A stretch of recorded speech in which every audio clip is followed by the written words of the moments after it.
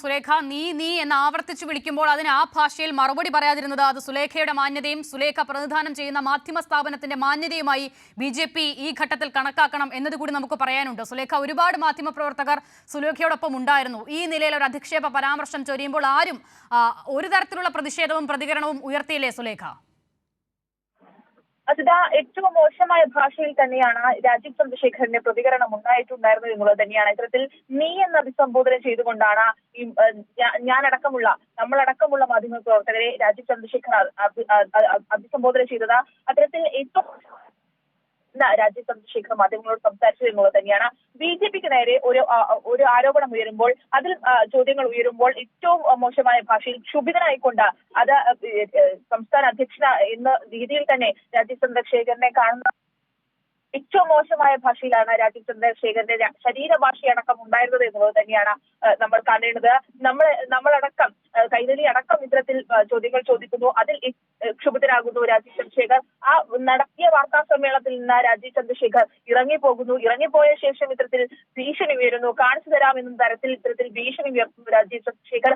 അങ്ങനെ ഏറ്റവും മോശമായ ഭാഷയിലാണ് രാജീവ് ചന്ദ്രശേഖരന്റെ ഇന്നത്തെ മാധ്യമങ്ങളോടുള്ള പ്രതികരണം എന്നുള്ളത് തന്നെ നമുക്ക് പറയേണ്ടി വരും. എന്തായാലും സൂചിപ്പിച്ചത് പോലെ തന്നെ നമ്മൾ ഈ നീ എന്ന് അഭിസംബോധന ചെയ്യുമ്പോൾ നമ്മൾ മറിച്ചു പറയാത്തതിന്റെ കാരണം എന്ന് പറയുന്നത് നമ്മൾ നിൽക്കുന്ന നമുക്കൊരു സ്റ്റാൻഡേർഡ് ഉണ്ട്. ആ സ്റ്റാൻഡേർഡിന് അപ്പുറത്ത് നമുക്ക് പ്രവർത്തിക്കേണ്ട എന്നുള്ളത് കൊണ്ട് തന്നെയാണ് ഇത്തരത്തിൽ അതിന് തിരിച്ചു മറുപടി അതേ നാണയത്തിൽ കൊടുക്കാതിരുന്നത്. എന്തായാലും ഇത്തരത്തിൽ ഏറ്റവും മോശമായ അധിക്ഷേപം അത് രാജീവ് ചന്ദ്രശേഖറിന്റെ ഭാഗത്തു നിന്നുണ്ടാകുമ്പോൾ ഇത് ഒരു ദേശീയ പാർട്ടിയുടെ സംസ്ഥാന അധ്യക്ഷന്റെ ഭാഗത്തു നിന്നാണ്, മുൻ കേന്ദ്രമന്ത്രിയുടെ ഭാഗത്തു നിന്നാണ് ഇത്തരത്തിലുള്ള ഏറ്റവും മോശമായ അധിക്ഷേപം ഉണ്ടായിട്ടുണ്ടായിരുന്നത് എന്നുള്ളത് തന്നെയാണ്. എന്തായാലും ഇത് തിരുവല്ല അനിലിന്റെ ആത്മഹത്യയുമായി ബന്ധപ്പെട്ടുള്ള ചോദ്യങ്ങൾക്കാണ് ഇത്തരത്തിൽ ഏറ്റവും നമ്മൾ ചോദ്യങ്ങൾ ചോദിക്കുന്ന ഘട്ടത്തിലാണ് ഏറ്റവും മോശമായ ഭാഷയിൽ രാജീവ് ചന്ദ്രശേഖരന്റെ പ്രതികരണം ഉണ്ടായത്.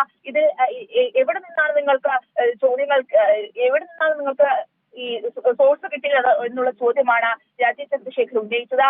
ഇത് താൻ ഒറ്റപ്പെട്ടു പോയി എന്ന് പറയുന്നത് തിരുവല്ല അനിൽ തന്നെയാണ് തന്റെ ആത്മഹത്യാക്കുറിപ്പിൽ. അതാണ് നമ്മൾ ചോദിച്ചത്. ഈ സഹകരണ സൊസൈറ്റി കടബാധ്യതയുണ്ടായി, സാമ്പത്തിക ബാധ്യത ഉണ്ടായി എന്ന് പറയുന്ന സഹകരണ സൊസൈറ്റി അത് BJP നിയന്ത്രണത്തിലുള്ളതാണ്.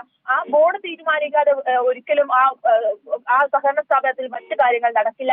ആ ചോദ്യങ്ങളൊക്കെ തന്നെയാണ് നമ്മൾ ഇന്ന് രാജീവ് ചന്ദ്രശേഖറിനോട് ചോദിച്ചത്. ആ ഘട്ടത്തിലാണ് ഇത്തരത്തിൽ രാജീവ് ചന്ദ്രശേഖർ മോശമായ പെരുമാറ്റം ശരീരഭാഷ കൊണ്ടായാലും സംസാര ഭാഷ കൊണ്ടായാലും ഏറ്റവും മോശമായ സംസാരം രാജീവ് ചന്ദ്രശേഖരന്റെ ഭാഗത്തു നിന്നുണ്ടായത്. നീ എന്ന് അഭിസംബോധന ചെയ്തുകൊണ്ട് സംസാരിക്കുന്ന ഒരു സാഹചര്യം, അതോടൊപ്പം തന്നെ നമ്മൾ നടത്തുന്ന ജോലി, നമ്മളുടെ തൊഴിൽ, ആ തൊഴിൽ പോലും തടസ്സപ്പെടുത്തുന്ന ഒരു സമീപനം രാജീവ് ചന്ദ്രശേഖരന്റെ ഭാഗത്തു നിന്നുണ്ടാകുന്നു. ചോദ്യങ്ങൾ ചോദിക്കേണ്ട എന്നുള്ളൊരു ആജ്ഞ അത് രാജീവ് ചന്ദ്രശേഖരന്റെ ഭാഗത്തു നിന്നുണ്ടാകുന്നു എന്നുള്ളത്. എന്തായാലും ഇത്തരത്തിൽ ഈ ചോദ്യങ്ങൾ ചോദിച്ചു കഴിഞ്ഞ് നമ്മൾ ആ കാര്യങ്ങൾ വിടുന്നു. രാജീവ് ചന്ദ്രശേഖർ ആ സ്ഥലത്ത് നിന്ന് ഇറങ്ങിപ്പോകുന്നത്, അതായത് നമ്മൾ മൈക്ക് വെച്ച സ്ഥലത്ത് നിന്ന് രാജീവ് ചന്ദ്രശേഖർ ഇറങ്ങി കാറിലേക്ക് കയറാൻ പോകുന്ന സ്ഥലത്ത് നിന്നാണ് ഇത്തരത്തിൽ കാണിച്ചു തരാമെന്നുള്ള ഒരു ഭീഷണി അത് രാജീവ് ചന്ദ്രശേഖറിന്റെ ഭാഗത്ത് നിന്ന് ഉണ്ടായിട്ടുള്ളത്. അസിത. ശരി, സുലേഖ ശശികുമാറാണ് വിവരങ്ങൾ നൽകിയത്.